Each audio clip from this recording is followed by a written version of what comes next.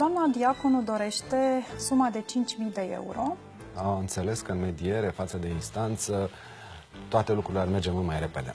Am fost accidentată, am suferit fizic, am stat în spital, să vă spun eu cum a fost. Printr-un loc nepermis. Într-adevăr, este o parte și vina mea, că vorbeam la telefon în momentul acela și nu eram atentă, dar vă rog cea mai foarte mare mult, parte aveți de vină buna este a cuvință dumneavoastră. și ascultați-mă până la capăt. Sigur că discutăm despre daune materiale, cât ai cheltuit, iar pe de altă parte discutăm de acele daune morale, da? Acea suferință. Ați terminat recuperarea? Nu.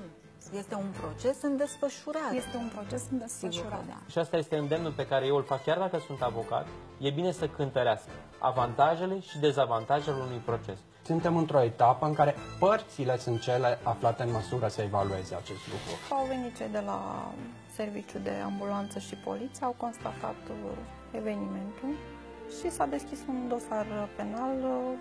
Până în momentul de față nu s-a inventat un cântar prin care să stabilești care sunt despăgubirile cuvenite unor daune morale. Este mult mai de preț pacea decât dreptatea.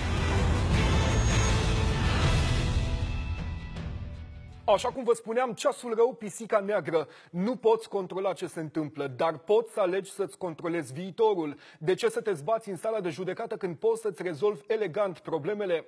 Sunt Sabin Ciornea și vă propun să stingem lumea conflictelor prin mediere.